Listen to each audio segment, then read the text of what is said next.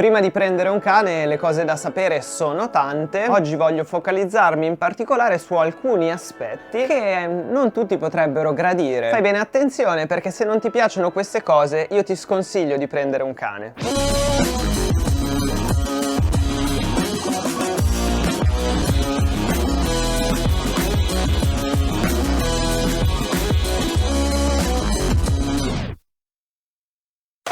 Un cane ha tante necessità, bla bla bla bla bla bla, ma oggi voglio proprio parlarvi di cose pratiche, effettive, che fanno spazientire molti o alcuni proprio detestano. La prima cosa di cui parliamo è il fatto di stare fuori, che detta così sembra una banalità, però stare fuori significa che tu prendi un cane perché hai piacere a stare con lui all'aperto, a svolgere attività tra cui passeggiate.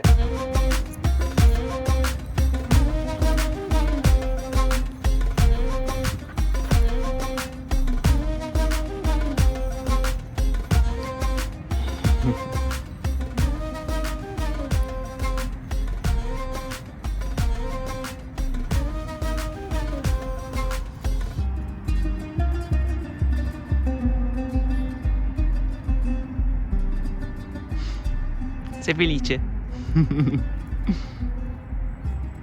Se tu sei una persona che fa tante passeggiate, vive in montagna e sta fuori a passeggiare tutti i giorni, avrai un cane molto appagato da quel punto di vista e che quindi non svilupperà determinati problemi dovuti a energie represse, frustrazioni varie. Altresì, se tu lavori 8 ore al giorno e a tutti i costi vuoi un cane ma non puoi stargli dietro, sappi che commetteresti una crudeltà nei confronti dell'animale che ha bisogno di stare fuori per tante ore al giorno. Questo significa che se piove, c'è il fango, c'è la neve, c'è il sole, non c'hai voglia, sei stanco, sei ammalato, show must go on, come si dice nel mondo dello spettacolo, devi uscire comunque, devi comunque dedicargli quel tempo. O se magari giornate molto piovose non si riesce tanto a stare all'aperto, comunque intrattenerlo, passare del tempo col nostro cane invece di tenerlo lì come un oggetto in pausa, perché il cane, indovina un po', ha una testa che non va in pausa mai. E poi sono cazzi amari. Fare lunghe passeggiate è la base. Come dire, dormire, mangiare, bere l'acqua. È una cosa di cui il cane ha molto bisogno e non potete negargliela perché avete freddo o perché non avete voglia, avete le manine screpolatine.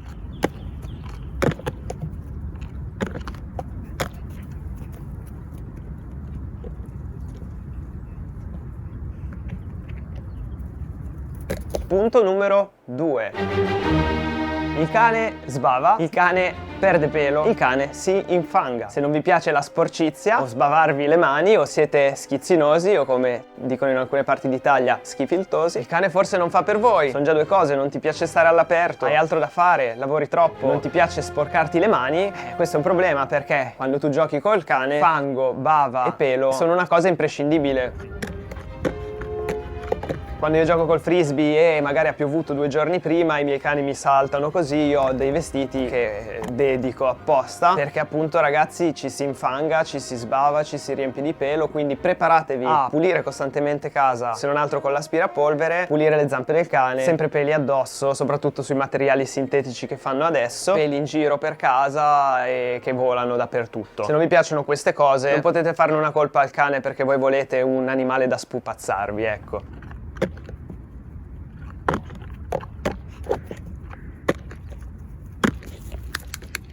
Terza cosa, se non ti piacciono i cani degli altri, o proprio tutti i cani, sembra una cavolata, ma guardate che ci sono molti casi del genere, che tu magari hai paura del cane o non ti piacciono tanto, però hai visto quel cucciolo, la tua amica ti ha portato e ti sei innamorata di quel soggetto così, però hai paura degli altri cani, hai paura delle interazioni dei cani, non ne capisci tanto e quindi alla fine tu eviti gli altri cani. Il tuo cane purtroppo ne risente perché il cane ha bisogno di socializzare e se tu hai paura degli altri cani o li eviti perché ti danno fastidio, stai comunque commettendo un torto al tuo cane, perché il tuo cane ha bisogno di socializzare, passare tempo coi suoi simili. Però se tu hai paura degli altri cani, il tuo cane vivrà questo come un'insicurezza tua e di conseguenza, non portandolo a socializzare, svilupperà dei disturbi in relazione agli altri cani, quindi ai rapporti sociali con la sua specie. Punto numero 4.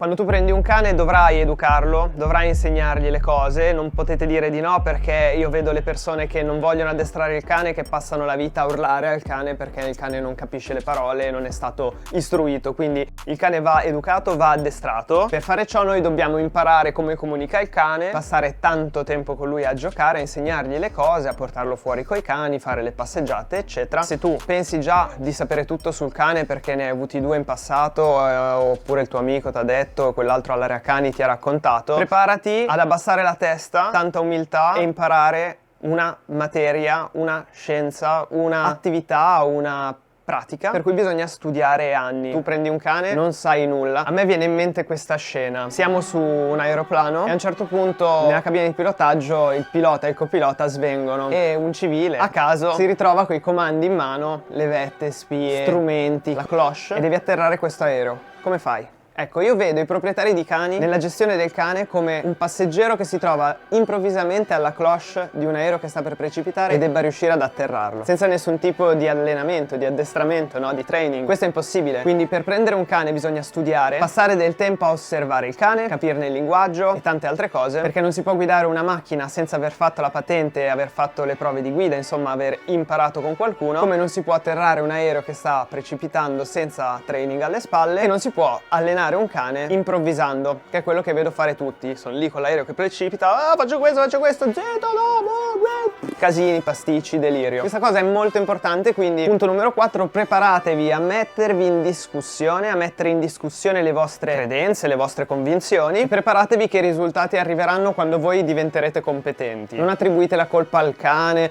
perché lui non capisce e qua e là e su e giù, no, è che voi non siete preparati, avete un aereo, un Boeing 737 che sta precipitando e vi trovate lì col comandante e il copilota svenuti e dovete atterrarlo. Questa è la figura che mi viene in mente. Punto numero 5. Per quanto sia un'esperienza incredibile avere un cane, c'è sempre l'altro lato della medaglia, lo scotto da pagare. La vita del cane dura in media 13-15 anni. Nel punto numero 5 ci metto questo. Calcolate che il vostro cane a un certo punto se ne andrà e lascerà un vuoto incolmabile nella vostra vita. Questa cosa è una cosa di cui non si parla mai, tuttavia è importante che io ve lo dica, perché ci si affeziona, nonostante poi magari il cane vi fa dannare per 15 anni, ma poi quando viene a mancare vi lascia un vuoto interiore. Quindi se non vi piacciono gli addii e non volete soffrire, calcolate anche questa cosa. Dentro Bart. Non riesci? Abbiamo visto 5 cose importantissime che, se non ti piacciono o detesti, dovrebbero tenerti lontano dal prendere un cane. Ponderate bene la vostra scelta, perché poi soffrite voi e soffrono loro.